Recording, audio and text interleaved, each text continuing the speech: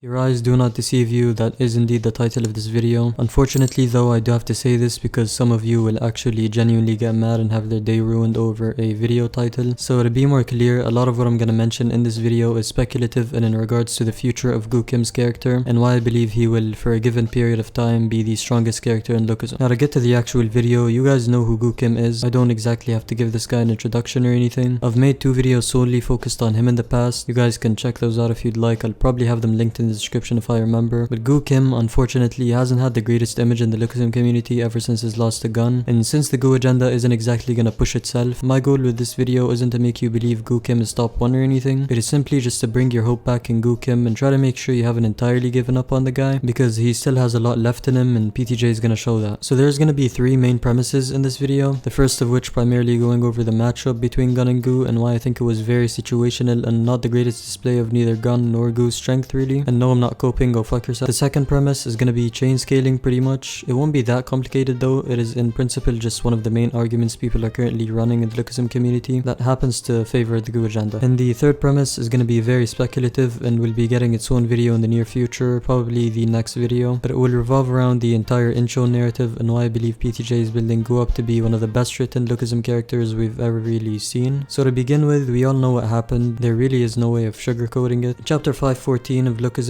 John Gunn defeated Gu Kim in one of the most one-sided battles we've seen in Lookism. However, is that really all there is to say about Gun versus Gu? I mean, I understand why you would want to stop there. You know, Gun fans always pull the "this world only cares about results" card. But is that genuinely all there is to take note of regarding Gun and Gu's long-awaited clash? And the answer is no. Not just no, but also this isn't exactly Gun and Gu's long-awaited clash either. And if it is, PTJ needs to reconsider some decisions because this is not good writing whatsoever. Now, Gun and Gu's rivalry dates back to the very early days of Lookism, chapter-wise, near the beginning of the second generation's reign. They met when they were middle schoolers, had a scuffle that Gu ended up getting the best of Gun in, and as Gun willed to continue the fight, James Lee interrupted and PTJ decided not to give us any more of an equal, beautifully choreographed and narratively accurate depiction of a 1v1 between Gun and Gu. And ever since then, Gun and Gu have been depicted as pretty much rivals, equals, and what have you. It is even stated by one of the men who raised the two of them, and the only man to really raise the two of them collectively, that he wouldn't even know who would be stronger between the two. You have Gun, the nurture genius, the man whose path is his body itself, and the man whose strength cannot be encapsulated, or at least according to Charles Troy. And then Gu Kim, who is really just a guy who likes money, but is his character really that shallow though? I mean, we've gotten a backstory from Gun, we know where he grew up, how he grew up, and with whom he grew up, but as for Gu, we don't even know what his father's name is, or better yet, if the guy even has one. He's a prodigy in Korean Kendo or Kumdo and supposedly Gun's rival, but when actually put up against Gun, he gets absolutely slammed and barely puts up a fight against Gun's final form. You see, this wasn't exactly Gu's first fight in the series, and Gu as a character can be rather contradictory, not only through what he says, but the way he acts on what he says as well. Sometimes it makes him seem like quite the unsure guy, hard to read even for himself. He was rumored to be a prodigy with a Hwarang sword capable of even cutting down goblins, and whether you believe PTJ was referring to the sword or the prodigy there is not exactly relevant, as the sword will lay in said prodigy's hands eventually. And we've been going over Gu Kim's past as we've done in many videos prior to this one, but what makes me say that Gu Kim is eventually going to be the strongest Lookism character is, well, the reason I wanted to bring up the rivalry between Gun and Gu is as follows. Gu, again, is a master in Korean Kendo or Kumdo, a swordsman pretty much. Gun is a dogfighter, master of Kyokushin Karate, and a man that has Yamazaki Ultra Instinct. Not only has the Yamazaki blood given him Ultra Instinct though, that which he mastered, however it has also granted him Blackbone. Blackbone is something we heard very little of, if any, prior to Gun's fight with Gu. However, it is something that Gun was accredited of apparently having for the entirety of the series, and the main premise behind it is that Gun's bones are so strong that you need attack potency or weapon sharpness of such exaggerated levels that Gu with a katana was unable to cut him down. Mind you, he hit him. So you mean to tell me that Gun's rival, alleged equal, and a man who's witnessed Gun's final form many a time in the past has never been able to cut through him? You have Yu Sung, who has the attack potency to break through Gun's arm. However, his own rival isn't able to cut through him this entire time, and he's a swordsman? You mean to tell me that PTJ, after hyping up this rivalry for hundreds of chapters on end, is telling us that this whole time Gu was never supposed to be able to cut through Gun? And not only that, but he's never even gotten close. He's never pierced through Gun's skin to even realize his bones aren't akin to that of a regular human being all the way up until now. It just doesn't seem believable to me. I'm not buying it and I never will. And that was the main reason I started investing in Gu Kim anyway. I made my very first video on him and his Hwarang lineage, and what do you know, the intro and arc seems to be based entirely around that, so that seems to have been a good investment. And as I mentioned earlier, Gu Kim is rumored to be a prodigy with a Hwarang sword capable of even cutting down goblins, and the rivalry is built up. The fight happens, Gun makes a couple stupid decisions, Gu makes a couple stupid stupid decisions, and Gun is mentioned by Gu himself not to actually be Gun, but to be in a form so exaggerated PTJ practically admits it was an ass pull, and the reason Gu loses is because his weapon just wasn't sharp enough. And then we fast forward to Inchon, and Gu is in pursuit of a weapon that happens to be sharp enough. How do we know it's sharp enough? Simple. PTJ doesn't write shit just to write shit. I know a lot of you guys assume he does, and I don't blame you for it, but the Inchon arc is my confirmation that PTJ indeed puts thought behind his word choice in Lookism, and the word goblin was a choice he made that had its reasons. In simple terms, Gun was mentioned to be a goblin, Shingen was mentioned to be a goblin, and what do these two goblin men have in common? Blackbone, that the Hwarang sword is able to cut down. So the premise goes as follows. I don't think PTJ is stupid, and while it may sound funny that he realized halfway through the Gun and Gu fight that he just fucked up the entire rivalry, I think the more reasonable alternative would be that he knew giving Gun unsliceable bones would be exaggerated and would raise questions around how Gu was his rival in the first place, and he did it to hype up Gu, his Hwarang lineage, and Inchon is the embodiment of that pretty much. Now, why did I mention Gu Kim being contradictory? Well, it's merely because Gu Kim is contradictory, not only in his philosophical beliefs as he resents the Hwarang, however, when serious he embodies it perfectly, but he also mentions when compared to Gun that he is different to Gun in the sense that he likes to take down his opponents quickly, not giving them any room to grow stronger via his fight with Basement Hulk. Fast forward to Gu versus Tom Lee though, and then Gun versus Gu, it's pretty clear that he wasn't applying the same philosophy against Tom Lee, as he could have taken them down a lot faster and a lot easier as shown through his fight against Gun. So what would make me believe he doesn't have any more room to get stronger that he just hasn't grown into yet? Gu Kim doesn't have a path, and that's one of the primary arguments people use to say Gu can never be stronger than Gun, but I think the Hwarang lineage and the reason PTJ is delving so deeply into it is exactly why Gu Kim will have a path. He just hasn't walked it yet because he resents what he could become and potentially was in the past. The prodigy with the Hwarang sword capable of even cutting down goblins, and that goblin being Gun. Now this isn't really relevant to the video or anything. I mean, I guess you could consider it relevant because the video is about Gu, but this is just me throwing it out there. I think Gu's path will probably be him being the weapon itself. As you guys know, he's mentioned many times that it doesn't really matter what weapon or object he has. If he just perceives it as a sword, it becomes a sword. And so I think if he embraces the Hwarang philosophy himself and actually realizes he doesn't need to rely on any weapons because again, anything he perceives as a sword can become a sword, him being the actual weapon would be kinda fucking peak. Anyway, now that I've made my attempt at elaborating as to why I believe Gu will make his return and why I believe the Hwarang sword is what will allow Gu to surpass Gun, and for those of you saying he isn't fast enough, please read the fight again. Let's move on to why this would be relevant in the grand scheme of things and why him beating Gun would put him at top 1 even if temporarily. As I mentioned earlier, I'm gonna be going over one of the main arguments people use to pretty much have Gun at top 1, and that is his relativity to James Lee except in base. I won't spend too much time on this because first of all, it isn't the principal reason as to why I believe Gu will be top 1, but it's worthy of mentioning anyway. An argument people use to put James Lee over Gun is James Lee's narrative. He's someone who is meant to be the final antagonist in Lookism with Kite, and for that he is in relativity with Kite standing at the top of the Lookism verse in terms of strength. And though this argument is viable, there's a counter argument just as viable, and I'm not one to knock someone's argument if it has reasoning I believe to be sufficient and also pushes the Gu agenda. So how about we look at things from Charles Choi's perspective. The general consensus is that James Lee is stronger than Gun from Charles' point of view because he knows how strong both of them are, and he needed a counter for James Lee, which is why he intended to train Daniel, all the while having Gun, meaning Gun wasn't strong enough to counter James Lee. In the same vein though, Charles Choi not only mentions that nothing can encapsulate Gun's strength, not only does he acknowledge that James is someone who's against him, yet still mentions that whomever it may be would die again at the gate, but we also do not have any mentioning of him knowing how strong Gun is in his true Ultra Instinct form, and in fact we have quite the opposite in the sense that he doesn't know how strong Gun would be because he's consistently growing to be stronger and stronger, as that is in fact his path. He was a member of Gapryong's crew and is aware of his conviction and is aware of the Oni status through Yamazaki Shingen, Gun's father, yet still favors Gun. So in turn this can mean two things. Either he thinks James is stronger and cannot be countered by someone who he mentioned James would be dead to at the gate, and someone whose potential he cannot encapsulate, or when he says he needs a counter for James, he means a counter not entirely strength wise but also politically and in regards to the media, as we do know that that is what James was aiming to do and is currently pursuing as we speak. He needed a counter for James ideologically, as in someone who would stop James from taking Charles Choi's position, because as I mentioned in one of my previous videos, which I would highly recommend you to watch, James Lee isn't someone who can be taken down by just defeating him in a fight. He wants to be the best of both worlds, both fighting and politics wise, and that's one of the primary reasons he has Kite on his side, and you'd have to take him down politically in order to stop him from taking over Charles, and Charles believed Daniel was the one who would do that. He obviously doesn't believe Gun can take down James and Kite at once. We need to be realistic here. Anyway, that argument has its flaws and I don't entirely believe in it, and it isn't the argument I'm running right now, but it is my duty to let you guys know of most of the arguments that could exist for every character just in case. And this would of course mean Gun is the strongest character in Lookism, and if Gu Kim is his counter, the man who is meant to surpass him, Gun would be top 2 and Gu would subsequently be top 1, and so a lot of people use this argument to put Gu at top 1 right now, and if you do I can't really blame you. you. But let's move on to the final part of the video, the Incheon/Hwarang narrative. I'm not gonna say everything here because I do want to turn this into a video as there's a whole lot to say about this. But I mentioned earlier on in this video that the Incheon arc was my reasoning to believe that PTJ puts thought into the writing in Lookism nowadays. And if you guys don't know already, mythology is something that PTJ has incorporated into Lookism since the dawn of time. Sasuke and I have had a conversation about this and he strengthened my belief as to why what I'm about to say could very well be the case. However, part of the mythology PTJ has employed in Lookism is dragons, the narrative of the dragon and the tiger, and if that doesn't sound familiar already, I'll explain it. Hwarang Kim, as most of you already know, has been labeled as a dragon or the dragon many times in Lookism already. Lightning Choi calling Jake the son of the dragon is an example of this if you don't recall any instances. What does this mean though? Who exactly is the dragon and what significance does it serve in the story of Lookism? The story of the dragon and the tiger is an integral part of Chinese mythology that states that the dragon and the tiger are practically yin and yang. The dragon in this case is represented by Hwarang Kim and the tiger is represented by Hwarang's rivals. You have Elite, who himself states that he is a tiger. You have Shingen, whose nickname is the Tiger Demon, and you have Baeko Kwan, the White Tiger. So we've established that Hwarang Kim's rivalry with Shingen is deeply rooted in Chinese mythology, not only based on real life with Kim Do-han and the Yakuza as it is PTJ's depiction of the dragon and the tiger's rivalry, with of course the dragon being victorious. Well, what if I told you that Hwarang isn't meant to be the only dragon in Lookism and that there's a dragon that is meant to surpass Hwarang and actually be the strongest antagonist yet that we're gonna have to go up against? And no, it is not Kite Kim. I've mentioned this in a previous video, but Lineman's tattoos are a prime example of PTJ utilizing subtlety in Lookism, and that people who deny PTJ's ability to actually use subtlety are just too naive to catch on to it. But let's start with Lineman's tattoos. You have the tattoo on the back of the hidden dragon, as they're saying Lineman is meant to be the hidden dragon of course, which is something I'll elaborate further on in a second. And then you have the tattoo of the front of the koi fish. This is another example of subtly integrated mythology into the series of Lookism, which also has to do with dragons, and it is PTJ's embodiment through Lookism of the narrative of transformation as in mythology. The koi fish swims through a river to get to a dragon gate and officially become a dragon, and in our case, Lineman was a koi fish in the past and he transformed into the hidden dragon. So why exactly is Lineman going up against Peichon in the latest chapter of Lookism? Well, this is primarily because there's a deeper narrative to this, and as I mentioned, Hwarang is the dragon and Shingen is the tiger, so what would Peichon be? In your average Lookism reader's mind, the answer to that question would be a bum, but in reality, he is a dragon much bigger and much more dangerous than Hwarang himself. The reason he's named the Dark Crocodile isn't because he's based on a crocodile or anything, but it's because he is literally based on a better dragon than Hwarang, which is the Jiaolong. The Jiaolong is a dragon much more destructive than your average dragon, and it is disguised as a crocodile as it hides in the river, and in order for a Jiaolong to actually become a Jiaolong, it undergoes a thunder test where it is smited thousands of times by lightning and becomes a Jiaolong. And so why am I mentioning this and what does it have to do with Lookism? Well, the speech given to us by Peichon in the latest chapter pretty much directly confirms this. But Peichon, the dark crocodile, is meant to be the crocodile hidden in the river that is in actuality the Jiaolong that has already undergone the thunder test, and when put up against Lineman in the next chapter, Lineman and his thunder trailed attacks are gonna prove worthless against Peichon, as he has already undergone the thunder test and he's meant to be the bigger and better dragon than Hwarang and the strongest Lookism antagonist yet. My apologies if my explanation was vague or underwhelming. I'm gonna explain this a whole lot further because it gets a whole lot deeper, and I mean a whole lot deeper, especially when it comes to Lightning Choi and how he literally saved the entirety of South Korea in the next video, which is gonna be all about Chinese mythology and Lookism and how I've used it to pretty much predict the entirety of the Incheon arc. However, for now what I'm getting at is PTJ is portraying Peichon to be the strongest antagonist yet. However, something that isn't mentioned in Chinese mythology is the Hwarang sword. In Chinese mythology, Gu is actually based upon the Chiyu, which is the god of weapons who quite literally dies to the evolved version of the Jiaolong. However, I believe that PTJ is gonna have his own original iteration here as he's done in the past, where he's going to have Gu be the god of weapons that overcomes the Jiaolong and becomes the strongest character in Lookism. More on the mythology aspect in a future video though. For now, I am out.